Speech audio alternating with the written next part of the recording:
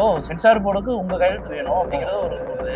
பக்கம் சென்சார் போர்டுல கோர்ட் வந்து ஒன்று சொல்லியிருக்கு, ஜாக்வார் தங்கம் தான் கையெழுத்து போடணும் அப்படிங்கிறது ஒன்று இருக்கு, அத்தரைஸ்டு பஸ் ஸ்டாண்ட். இன்னொரு பக்கம் இவங்க வந்து அங்க போய் கையெழுத்து போடுறாங்க. அப்ப சென்சார் போர்டுல அங்க இன்சார்ஜ் வந்து இந்த கையெழுத்து இல்லாம அவங்க வாங்குறாங்க. கையெழுத்து யாரும் போட முடியாது, நான் தான் போடணும். அது போடுறாருன்னு தெரியல. ஏன்னா இப்போ கட்ஸ் வந்து என்கிட்ட வாங்கல சென்சார். சரி, கில்டு தான் மெம்பர். கில்டு மெம்பர் தான் நான் தான் கொடுக்குறோம். சரி, நான் கொடுக்கல. கொடுக்காம துரசாமி தான் போட்டாருன்னு அவர் சொல்றாரு. யார் ஏன் வந்தோன்னு சொல்லுங்க. கில்டுல ஜாக்வார் இருக்கிறேன், நான் வாங்கிட்டேன். யாரா இருந்தாலும் சரி பயப்படாது அப்படின்னு சொன்னேன். அடுத்த நாள் காலையில போனா ஆபீஸுக்கு முன்னாடி 9 மணிக்கு ஒருத்தர் உட்காந்துருக்காரோ. அப்படி எனக்கு வந்து ஆபீஸுக்கு சொல்றாங்க, சார் யாரும் 9 மணி நேரம் உட்காந்துருக்காரு, நான் வரவும் 10 9 மணிக்கு உட்காந்துருக்காரா, என்னன்னு கேட்டாலும் உங்களை பாக்குறேங்கிறாரு. உள்ள உட்கார வைங்க, டிஃபன் தான் சாப்பிட சொல்லுங்க அப்படின்னு. உள்ள வர மாட்டேங்கிறாரு. நீங்க வந்தாலும் வரும். உடனே வேகமா 10 போனேன். விட்டு உட்கார்ந்தாரு. என்ன பார்த்தோன்னு நினைச்சாரு. நான் சொன்னேன், போன்ல கைப்பட்டு வாங்க, என்ன எதுக்காக 9 மணி நேரம் உட்காந்துருக்கீங்க, உள்ள உட்கார வைக்கிறாங்க. இல்லைண்ணே என் ரூம் பாரு, என்ன பிரச்சனை, எதுக்கு எப்படி பாருங்க, என்ன பண்ணுறேன், நான் லண்டன்ல அது மாதிரி பெரிய கம்பெனி வச்சுருக்கேன். முதல்ல அமெரிக்கான்னு சொல்லிட்டாங்க. லண்டன் நிறையா வந்து கம்பெனிலாம் வந்து நிறையா போய் பார்த்துக்கிறாங்க. சொல்லு அதுக்கு இன்னும் இந்த படம் எனக்கு வந்தீங்கன்னா ஆடியோ ஏன் படம் சார், என்ன சார் நீங்கள் அவர் பேரில் பதிவு பண்ணி உங்கள் படம் நானும் கில்டு மெம்பர் தான். கில்டு மெம்பரா? ஆமாம் சார். மேனேஜர் மெம்பராக மெம்பர். அவங்க எலெக்ஷனில் எதுக்கு நிற்கிறீங்க, கொடுங்குற காமிக்கிறீங்க. ஏன்னா பிச்சை எடுங்க, ரோடா பிச்சை எடுங்க, கோயிலில் உட்காருங்க, உண்டியல் கொடுத்துங்க, அதில் வரும் காசு. தயாரிப்பாளர் எவ்வளோ கஷ்டம். இப்போ நான் ஒரு படம் எத்தனை இடத்த விட்டுருக்கேன், எத்தனை பேர் இடத்த விட்டுருக்கான், வீடு வாசல் இல்லாமல் எத்தனை பேர் இருக்கா. தயாரிப்பாளர்னா சாதாரண விஷயம், உச்சம்டா, சினிமாவில் உச்சம் தயாரிப்பாளர். அந்த தயாரிப்பாளரை ஏமாத்த நினைக்கிறீங்கலாம் போயிடுவீங்க. அதுதான் தயாரிப்பாளர் ஏமாத்த. நான் அவன்கிட்ட திருப்பி சொல்கிறேன், அந்த தயாரிப்பாளர் வேணாம், பெரிய சிக்கலாயிடும், எல்லாரையும் கம்ப்ளைண்ட் வந்து நீ தான் மாட்டீங்க அப்படின்னா. அதான் பார்த்தீங்கன்னா அங்கேருந்து கம்ப்ளைண்ட் போடுவாங்க அப்படின்னா கொடுத்தாரு. கரெக்டாக கம்ப்ளைண்ட் கொடுத்து கோர்ட்டில் வந்து 6 மாதம் ஜெயிச்சாங்க. பணம் ஃபுல்லாக கட்ட சொல்லி ஆர்டர். ஏன் சொன்னேன்னா, தயாரிப்பாளர் சங்கத்தில் நீ தலைவனாவோ செயலாளரோ நிர்வாகியோ நீ தயாரிப்பாளர் மட்டும் தான் சப்போர்ட் பண்ண. யாருக்குதான் சப்போர்ட் பண்ணுறேன், எங்கேயோ இருந்தாலும் அவனுக்கு சப்போர்ட் பண்ணிட்டா. இதெல்லாம் ரெக்கார்டு. நான் சொல்றது எதுவுமே ரெக்கார்டு இல்லாமல் நான் சொல்றேன், ரெக்கார்டாக சொல்லணும். நீ எப்படி வந்து கொடுக்கலாம், எல்லா தயாரிப்புகளும் கொடுத்தீங்க. இந்த மாதிரி திருடங்களை இந்த மாதிரி திருட நல்லா பேசுவான், நாட்கள் தேனா வச்சு தடவான், ஆனால் அவன் திருடனா இருக்கும். கரெக்டாக பேசுவான், கரெக்டாக பேசுறது நியாயமா இருக்கும். அவ்வளோதான்.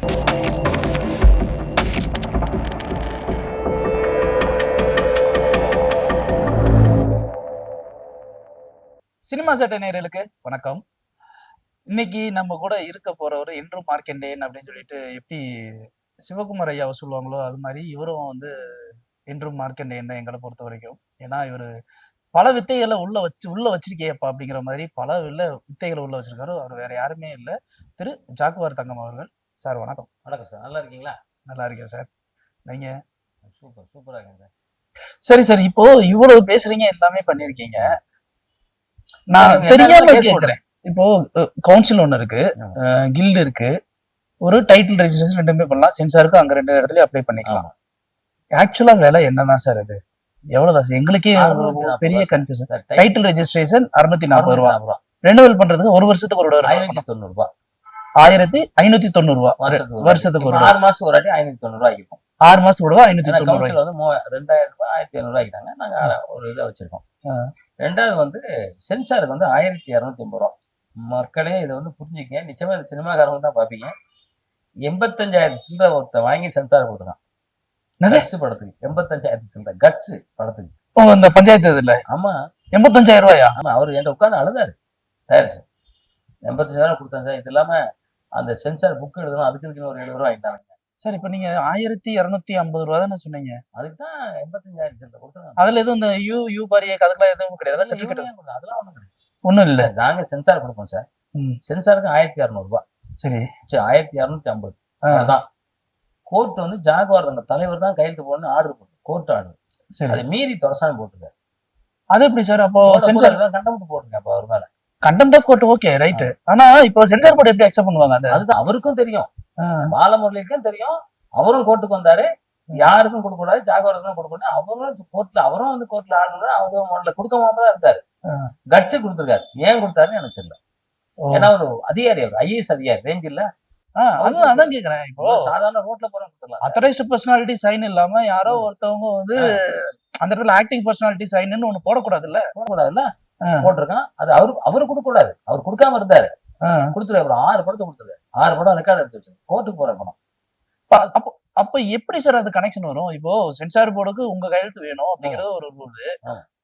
நீங்க கொஞ்சம் யோசிச்சு பாருங்க. எனக்கு இது இடியாப்பச்சி கலா தான் இருக்கு. ஒரு பக்கம் சென்சார் போர்டுல கோர்ட் வந்து ஒண்ணு சொல்லியிருக்கு, ஜாக்வார் தங்கன் தான் கையெழுத்து போடணும் அப்படிங்கறது ஒண்ணு இருக்கு, அத்தரைஸ்டு பர்சனாலிட்டி அப்படின்னு.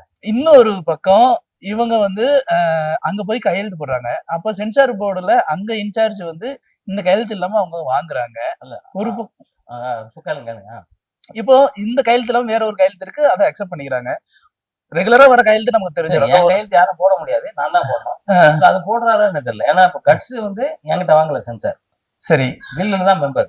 கில்டு மெம்பர் நான் தான் கொடுத்துருக்கோம். சரி, நான் கொடுக்கல. கொடுக்காம துரசாமி தான் போட்டாருன்னு அவர் சொல்றாரு.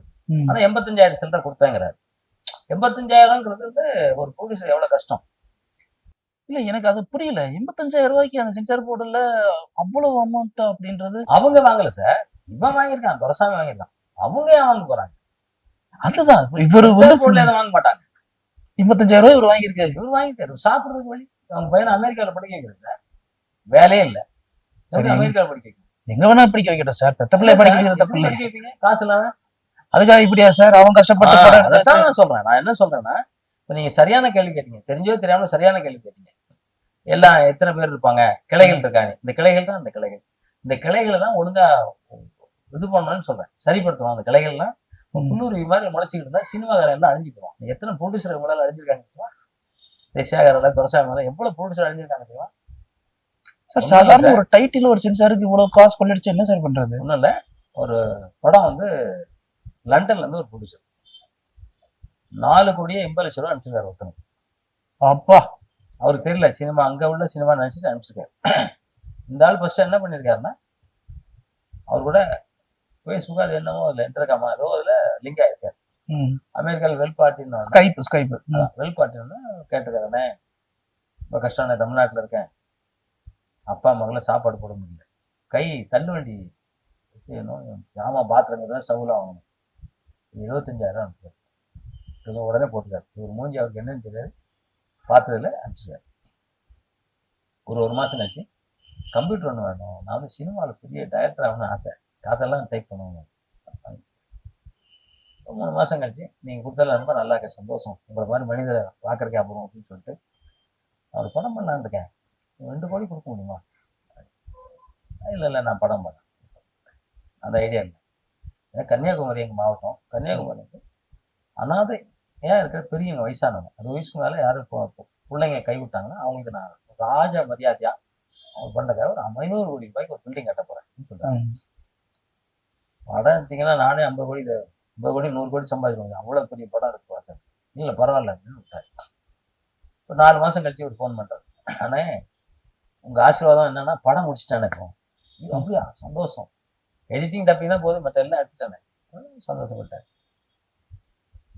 அப்புறம் திரும்பி ஃபோன் பண்ணிட்டேன். ஃபோன் பண்ணி எனக்கு வந்து டப்பிங் பண்ணுறதுக்கு எல்லாம் ஒரு 35 லட்ச ரூபாய் தேவை, ப்ரொடியூசர் ரொம்ப கஷ்டப்படுறாரு, 35 ரூபா கொடுத்தீங்கன்னா 50 ரூபா கொடுத்துறேன். 35 ரூபா 35 லட்ச ரூபா பார்க்கவே இல்லை. எல்லாம் அந்த ரெக்கார்டாக வச்சுருக்காங்க, எதுவுமே பொய் சொல்ல மாட்டேன், எல்லாமே ரெக்கார்டு. இப்போ கூட அவர் ஃபோன் பண்ணி தரேன், உடனே பேசுவார். கோர்ட்டில் கேஸ் வந்துட்டு இருக்காங்க.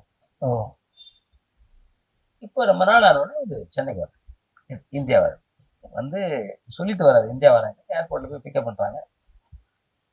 சாரி, அதுக்கு முன்னாடி என்னன்னா இவர் திருப்பி சொல்றாரு, இல்லைண்ணா இப்போ என்ன பிரச்சனை, டப்பிங்ல முடிச்சிட்டோம், அந்த படத்துல நடிச்ச ஹீரோ வந்து ஸ்டாலினுக்கு போய் பேட்டியார், முதலமைச்சர் ஸ்டாலின், அவருக்கு அந்த நடிகர் பயங்கர ஃப்ரெண்டு. அதனால அவர் வந்து என்னடா இந்த மாதிரி சின்ன படத்தில் நடிக்கிறார், கூப்பிடாங்க டைரக்டர். நான் வந்து கேரளாவில் தங்கிதான், அங்கே வந்து ஸ்டாலின் கார் அனுப்பிச்சு தூக்க பார்த்தாரு, வேற ஹீரோ வச்சு பண்ண போறேன் சார், பிரதீப் அப்படின்னு அவர் ஒரு ஹீரோ, பெரிய ஹீரோ வச்சு பண்ண போறேன். சரி என்ன வேணும்? 2 கோடி. 2 கோடி இவர் பேர்லயும் பொண்டாட்டி பேர்ல உங்க அப்பா பேர்ல போட்டு மொத்தம் 3 கோடியே 80 லட்சம் கொடுத்தாரு. புலமைச்சர் ஒரு வாட்டி போய் இந்தியா பார்த்து வந்தானே, தமிழ்நாட்டுக்கு வராரு, ஏர்போர்ட்ல இறங்குறாரு, சார் சார் நான் போலீஸ் பார்த்து போதுங்களா, ஏன் நீ இந்த உடனே பிடிச்சி போடுவாங்க சார், வாங்க தனியா வாங்க சொல்லி அந்த ஆளு பெரிய பணக்காரன் கொண்டு போய் அந்த பரங்கி மலை சின்ன ரூம்ல ஏசி இல்லாத ரூம் அடைச்சிருக்கான். அடைச்சுன்னா அவரு அங்க தங்க வச்சிருக்கான், வெளியே வரக்கூடாது. கொரோனா காலம் வர வந்துச்சு, அங்கே இருந்திருக்காரு சார். ஐயோ ஆமா, இருந்துட்டு சாப்பிடாம கஷ்டப்பட்டு கடைசியில வந்துட்டு இங்க ஒரு 80 லட்ச ரூபாய் எங்க கையில நான் கொடுத்து சொன்னது வந்து 3 கோடி 80 லட்ச ரூபாய் அனுப்புனது, அதனால ஒரு 80 லட்சம் ஆடியோ ஃபங்க்ஷன் நடக்குது.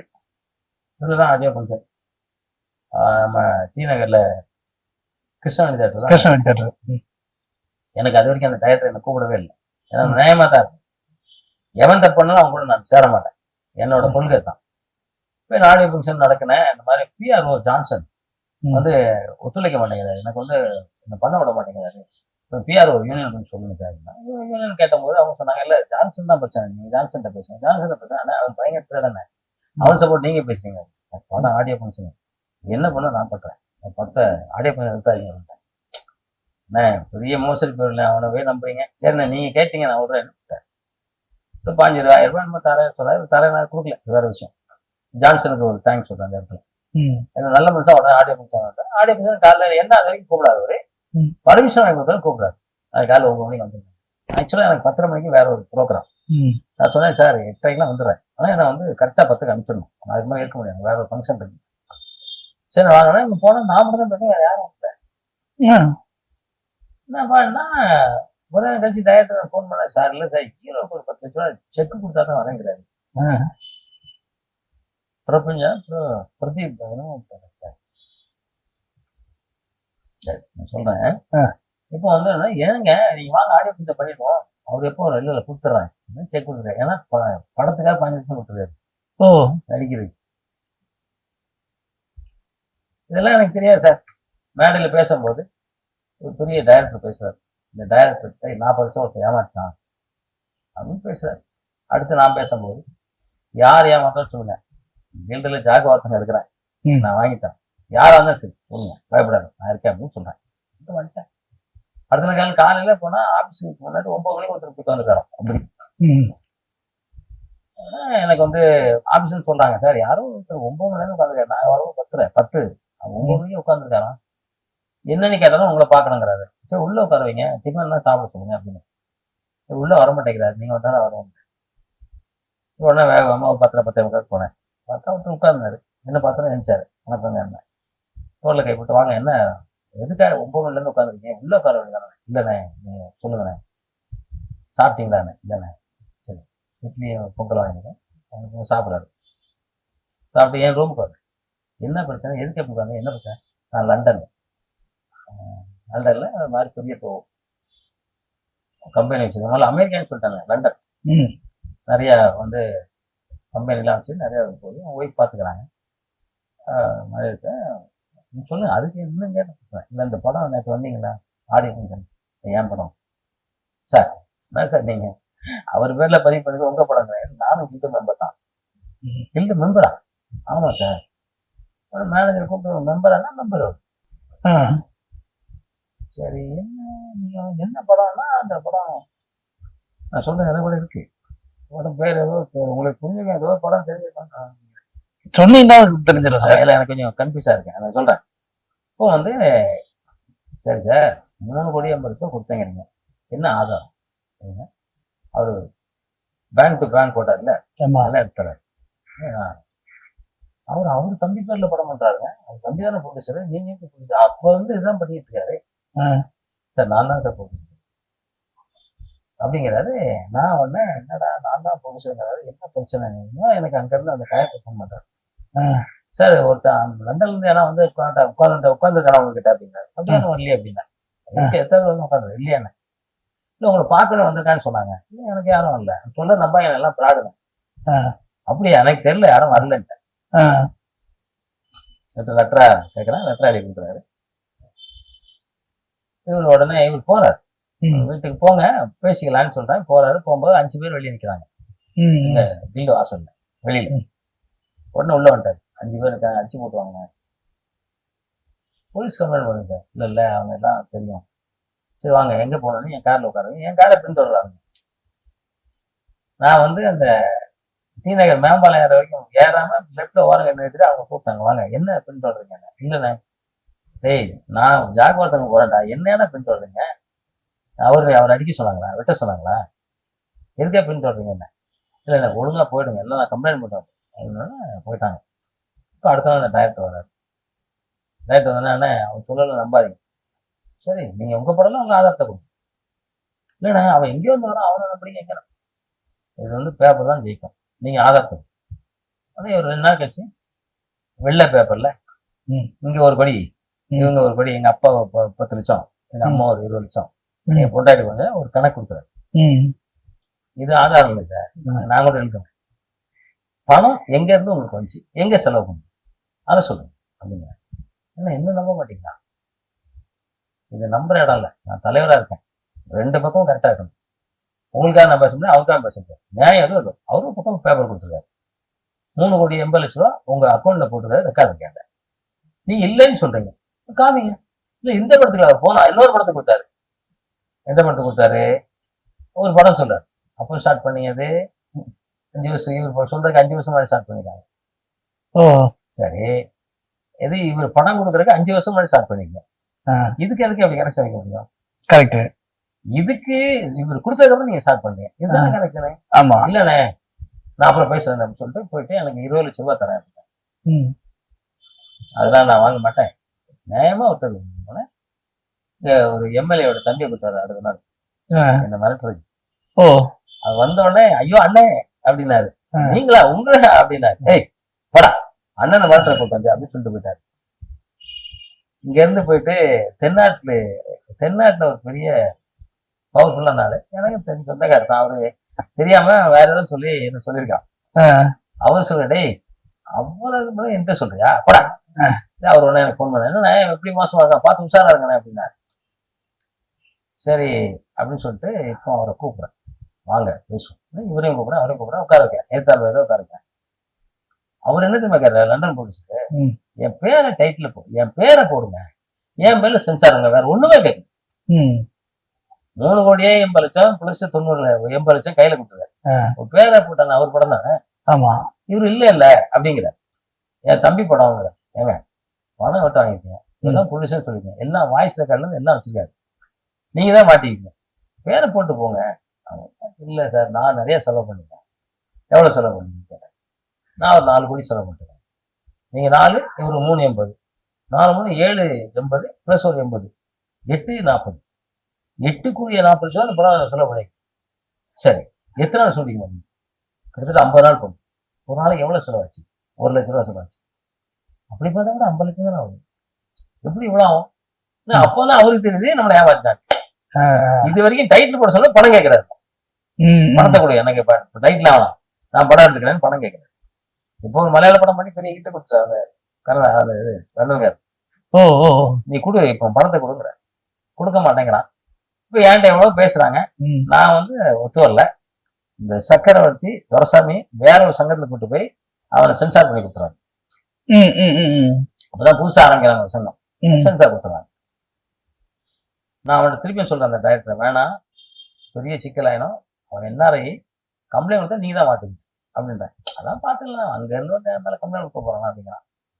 கொடுத்தாரு கரெக்டா கம்ப்ளைண்ட். அப்படியா? கொடுத்து கோர்ட்ல வந்து 6 மாசம் ஜெயில் தண்டனை, பணம் ஃபுல்லா கட்ட சொல்லி ஆர்டர். ஏன் சொல்றேன்னா, தயாரிப்பாளர் சங்கத்துல நீ தலைவனாவோ செயலாளரோ நிர்வாகியோ நீ தயாரிப்பாளர் மட்டும் தான் சப்போர்ட் பண்ணும். யாருக்கு சப்போர்ட் பண்ற? எங்கேயோ இருந்தா நீ அவனுக்கு சப்போர்ட் பண்ணியா? இதெல்லாம் ரெக்கார்டு. நான் சொல்றது எதுவுமே ரெக்கார்டு இல்லாம நான் சொல்றேன், ரெக்கார்டா சொல்றேன். நீ எப்படி வந்து கொடுக்கலாம்? எல்லா தயாரிப்புகளும் கொடுத்தீங்க. இந்த மாதிரி திருடங்களை நம்பாதீங்க மாட்டேன். திருடன் நல்லா பேசுவான், நாட்கள் தேனா வச்சு தடவான், ஆனா அவன் திருடனா இருப்பான். கரெக்டா பேசுவான், கரெக்டா பேசுறது நியாயமா இருக்கும், அவ்வளவுதான். அது யாராவது காசு உங்கள்கிட்ட கேட்டிருந்தா வாங்கியிருந்தாலும் நீங்க சொல்லுங்க. இல்லாம இந்த மாதிரி கோடிக்கணக்கில் ஏமாத்துறவங்க எனக்கே 20 லட்சம் தரேன், அவனுக்கு எவ்வளவு பணம் கொடுத்துருவான்? எதுக்கு அவன் சென்சார் வாங்கிடுவான்? அவன் வேற கூட்டு பேசுறான் லண்டன்காரன், அவன் ஆடியோவே எனக்கு அனுப்பிச்சிருக்காரு. ஜாகுவார் திருடன் உங்களை ஆட்டை போட பாக்குறான், நீங்க இங்க வாங்க. எனக்கு அவரு சொன்னார், அண்ணே அந்த அப்படி கேட்கறது என்ன பண்ணலாம், போய் வாங்கிக்கணும். உங்களுக்கே 20 லட்ச ரூபா தரணும், அவனா உங்க மேல 20 லட்ச ரூபா மோசடி போவாரா? ஆமா. இப்ப நான் என்ன சொல்றேன், அவன் சொல்றான் சக்கரவர்த்தி ஜாகுவார் தான் திருடன், நான் வந்து உங்க படத்தை ஈஸியா ரிலீஸ் பண்ணிட்டேன், உங்க பேரை போட சொல்றேன் கூப்பிட்டு அங்க வச்சு மிரட்டிருக்கான். நீ ஒழுங்கா வந்து படத்தை அவர் பண்ணட்டும், ஜாக ஒருத்தங்க ஏமாத்துவான், அவனை நம்பாத. நான் ஏன்டா சொன்னாரு, நீ பணம் கொடுத்துரு, நான் பாட்ட போயிடுறேன். நான் கொடுத்த 380 ஒரு 80 குற்றியா 380 எனக்கு ஆதாரம் கொடுத்து நான் போயிடுறேன். சரி சரின்னு சொல்லி அவன் பேர்ல சென்சார் பண்ணிட்டு படத்தை ரிலீஸ் பண்ணணும். கேஸை போட்டு கேஸ் கோர்ட்ல இருந்துகிட்டு அது வந்து பெருசா போயிட்டு. ஏன் சொல்ல வரேன்னா, ஒரு தயாரிப்பாளர் சந்தையில நீ செயலாளர்னா நீ எவ்வளவு யோக்கியமான உனக்கு எதுக்கு ஓட்டு போடுறாங்க? தயாரிப்பாளர் நல்லது பண்றதுன்னு ஓட்டு போடுறாங்க. நீ திருடி வர்றவன் படத்துல ஏமாத்தி ஆட்டையை போட்டு நீ நல்லா இருக்கணும், படம் எடுக்கிறவங்க குடும்பத்தோட நாசமா போனோம், நீ எதுக்கு நான் வந்து நிக்கிறீங்க? நீங்க முதல்ல எலெக்ஷன்ல எதுக்கு நிக்கிறீங்க? குடுங்குறக்கா நிக்கிறீங்க? ஏன்னா பிச்சை எடுங்க, ரோட பிச்சை எடுங்க, கோயில்ல உட்காருங்க, உண்டியல் கொடுக்குங்க, அதுல வரும் காசு. தயாரிப்பாளர் எவ்வளவு கஷ்டம். இப்ப நான் ஒரு படம் எடுக்க எத்தனை இடத்த வித்துருக்கேன், எத்தனை பேர் இடத்த வித்துருக்கான், வீடு வாசல் இல்லாம எத்தனை பேர் இருக்காங்க. தயாரிப்பாளர்னா சாதாரண விஷயம், உச்சம்டா, சினிமாவில் உச்சம் தயாரிப்பாளர். அந்த தயாரிப்பாளரை ஏமாத்த நினைக்கிறீங்க, நீங்களாம் போயிடுவீங்க. அவ்வளவுதான். தயாரிப்பாளர் ஏமாத்தாரு என்ன கஷ்டப்படுறாங்க, இதெல்லாம் நடந்தது சார். சரி எல்லாமே ரெக்கார்டா வச்சிருக்கேன். ரெக்கார்டு இல்லாம எதுவுமே நான் பேசுவேன். கோர்ட்ல கேஸ் நடந்துருக்கு, நீங்க கேளுங்க, விசாரிங்க. இந்த படத்து பேர் நான் சொல்றேன், நீங்க கேட்டு பாருங்க. அந்த அட்வொகேட் நம்பர் தர, நீங்க பேசி பாருங்க. எல்லாமே அது திருடுற வந்து சப்போர்ட் போயிடாதீங்கன்னு சொல்றேன். ரொம்ப சந்தோஷம் சார். அதாவது உங்க மேல வச்சிருக்க ஒரு குற்றச்சாட்டுக்கு ரொம்ப பொறுப்பாகவும் தன்மையாகவும் அதுக்கு ஒரு ஆதாரத்தோடவும் நீங்க இவ்வளவு விளக்கங்கள் கொடுத்தீங்க. பொதுவா யாருமே கொடுக்க மாட்டாங்க. ஒரு குற்றச்சாட்டை முன் வைக்கும் போது நீங்க வந்து அதை வந்து தன் மேல தவறு இருக்குன்னா ஒத்துக்கிற மனசு பெரும்பாலும் யாருக்கு இருக்காது. ஆனா நம்ம சைட்ல சில தவறு இருக்குன்னா நம்ம ஒத்துக்கிறது மனசுங்கிறது பெரிய விஷயம் தான். அது நிறைய பேர் பண்றது இல்லை. இப்போ உங்க சைட்ல வச்சிருக்க நிறைய குற்றச்சாட்டுகளுக்கு உங்களால உங்க சைட்ல இருந்து எப்படி அதாவது அன்னிச்சையா அது தவறா நடந்துச்சு அப்படிங்கிற ஒரு விஷயத்தையும் நீங்க சேர்த்து சொன்னீங்க. அது கேட்கறதுக்கு நல்லா இருந்தது. இப்போ நீங்க இவ்வளவு விஷயங்கள் குற்றச்சாட்டு வச்சு எல்லாமே பண்ணிருக்கீங்க. இதற்கு உங்க மேல குற்றம் சுமத்துபவர்கள் அதற்கு தகுந்த விளக்கம் இதே மாதிரி பத்திரிகை தர்மத்தின் அடிப்படையில கொடுக்குறாங்களா, இல்ல எனக்கு அதுக்கு மிரட்டல் கொடுக்குறாங்களா? மிரட்டல் கொடுத்துருக்காங்க. அதான் எனக்கு மிரட்டல் கொடுக்குறாங்களா, இல்ல இந்த சேனலுக்கு மிரட்டல் கொடுக்குறாங்களா அப்படிங்கிறத நம்ம பொறுத்திருந்தா பார்ப்போம். நன்றி சார். சினிமா சேட்டை நேயர்களுக்கு வணக்கம். அதோட நிறுவனத்தாருக்கும் அதில் ஒர்க் பண்ண தொழில்நுட்ப கலைஞர்களுக்கும் ராயல் கலந்த கரங்கோப்பி சிறந்தாழ்த்தி வணக்கத்தை சொல்லிக்கிறேன். சினிமா சேட்டை இதுக்கு வந்து நான் இவ்வளவு நேரம் சொன்னேன். உங்க மூலியமா மக்களுக்கும் எங்க கில்டு உறுப்பினருக்கும் குறிப்பா தயாரிப்பாளர் அனைவருக்கும் விசாரணும். ஏன்னா சேர்ந்துச்சுன்னா ஏமாறவனா கொஞ்சம் அப்படி ஒதுக்கி வச்சுவாங்க, யாரை ஏமாறணும்னு நினைக்க மாட்டாங்க. நன்றி, வணக்கம்.